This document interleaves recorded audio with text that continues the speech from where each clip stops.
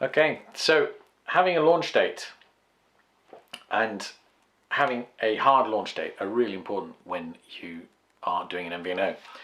And we've only kind of learnt this, I think, really as the MVNO model has got mature. We have had more flexible ways of doing business. We've had more flexible ways of getting to market. And with that, the hard deadlines have been easing.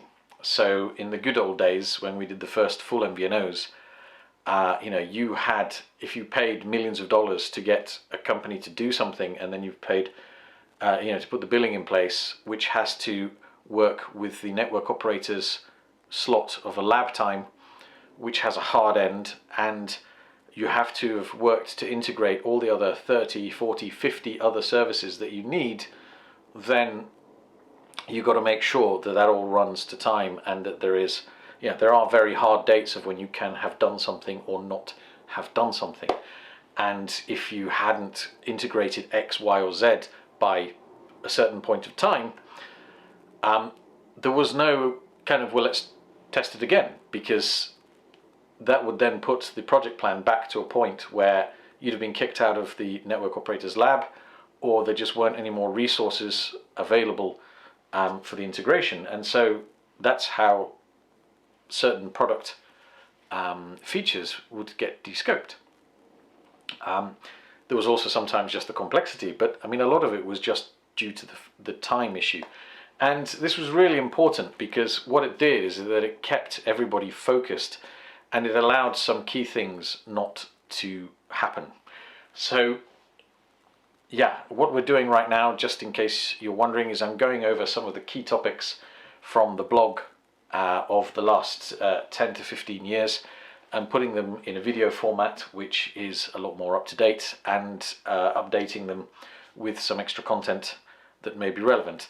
So what is changed and what is new is that now you have operators like the site sponsor and connector, which I set up latest, which enables you to be more flexible and get things to market in a more flexible manner. And that has huge advantages, right? It has huge advantages. You can get more brands out, you can enable those products at a later time that you didn't get integrated. Because one of the things people forget is that when you de-scoped a certain feature or product, because otherwise you wouldn't be able to launch on time, they never made their way back, because you'd never get that lab time in the network operator, and you'd never get all the the system integrator to work with all the other integrators again. That was it. That was your time. With the more modern approaches, you do get those opportunities. But what happened with that flexibility, or what happens with that flexibility, is it leaves huge amounts of scope creep and all sorts of negatives that you find in day-to-day politics of a company. One of the key ones is even just the basic simple fact of how difficult mobile is. Mobile is difficult, right? And so people will find excuses to put them off. Some of them are just positive things, in that it's just so hard that they don't want to risk failure, or they want to look at it again, or they want to investigate it more. Mobile does take people hugely out of their comfort zones where they're not happy. And so what that can do, if you don't have a hard date, is it can make people entrench themselves. I've seen people literally people who were not perfectionists become perfectionists. And by perfectionist, I don't mean people who do things well. I mean the almost mental illness of somebody who cannot get anything out to market, or has such a crippling fear of failure that they just cannot get anything new ever out. And if you don't have this fixed date and a fail fast and fail forward mentality in mobile, and start getting things out, then all sorts of things take over, from internal politics, from people hijacking the internal politics of a project. And one of the things I put is like what we call the Trojan horse. Someone coming in at the last minute and saying, oh no, I need to make sure that this does that. It's like, well, yeah, if you want to have in the previous old days, if you want to have a 5, 10, $15 million project fail, then be my guest, in which case the you know, the Trojan horse politician in the business would step back and go, whoa, yeah, yeah, I'll pick my battles here. The not invented here merchants, you know, sometimes you can get people, companies today, people are constantly changing, and you'll get a new person in who's not necessarily involved in mobile but thinks that they should be involved in mobile, want to revisit everything. Well, in the good old days, you know, there's a project plan that's been going for X months and it's got these months, and if it doesn't hit those deadlines, the world falls apart. Then those people can't take a step back and hijack. I do encourage you to have a look at the full list, because I don't want to sort of repeat everything that's on here, but there is what I call the corporate terrorist, the specialist consultant. They're even worse. You know, you hire a bunch of consultants. I mean, I've worked on some of the projects where, some of the MVNO projects where I've been one of, you know, 10, 20, 30 different consultancies working on a project, and they've all been working together, but then one comes in who thinks they're, you know, more special than everybody else, or, you know, has X, Y, or Z agenda, or simply just wants the other. Sometimes some of the big consultancies will just go, hang on, you know, I've come in to do this little project, and I see, you know, there's all these other 20, 30, 10, 15, or 3 consultancies doing all this work, which I want in my budget, and so I'll get rid of them, and then, you know, the next time the client looks around, there'll be, you know, instead of 3 consultants from my super consultancy, there'll be 50. Projects gain fat. So if you look at the image from this article, the original one is birds flying the nest, and that, I think, is the single best image for an MVNO, right? Every product that you want to do has a cycle, a bit like a bird being born in a nest. There is a finite amount of time in which you can have an idea, because that idea is tied to usually a gap in the market which has an expiration date, and being able to put together the various ingredients that will take advantage of that gap in the market in a manner that will satisfy the market needs and get a product out. They're not infinitely stretchable and expandable. You have to see an opportunity, put the ingredients together, and go at it before the bird gets so fat. It doesn't matter how much they've practiced flying, they get too fat for their own, you know, for their own wings to be able to carry them. The fear of launch. Launchophobia is possibly the biggest factor that stops MVNOs getting to market. And sometimes I think we've got to hit on the other point, is that whilst it's important to have a fixed date, it's also important to make sure that everybody's on board. And that onboarding process needs to be tied to a fixed date, right? So within every MVNO project I've been in the last 20 years, there's always been obviously somebody who's pioneering the MVNO. There've then been the followers who are, you know, the disciples behind that. And then there's always been the reluctance. And the reluctance are there not because they're just annoying or difficult people. Sometimes they are. Let's face it. Sometimes they are.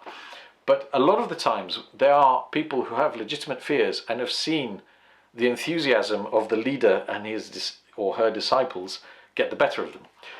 They typically tend to be people in finance who've had to, you know, mop up the problem. They tend to be people, for example, in change or operation functions who have had to mop up the problems of other people's over-enthusiasm. And generally the sort of the leader and their disciples will do is try and drag them along, you know, convince them, brush over it, and, you know, hopefully they'll stumble into it. And in the good old days when you had a big project with a timeline, you know, those guys would sit back and go, yeah, I'll let this one roll and then I'll do the told you so.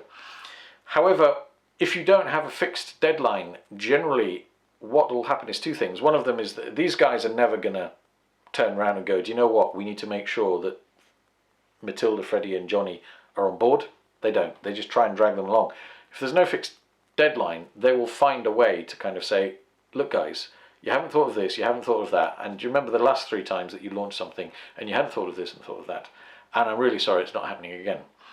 So if you do this well, what happens that, you know, if you make sure that there's a specific deadline one way or another, either through a good leader or somebody who, you know, is above the super enthusiast and their disciples, ensuring that the project, you know, somebody who can see all elements of the project and keep it together, then that person's role is to go to the people who are being dragged, you know, by the scruff of their neck into a project and say, what are your concerns? How do we address them? And not in a way that kind of, you know, because quite honestly, you know, I mean, sometimes the finance person will, well, I want to, you know, they want to know things about doing an audit in you know, 6 months' time, which you won't know until 6 months' time. Well, actually, after the event.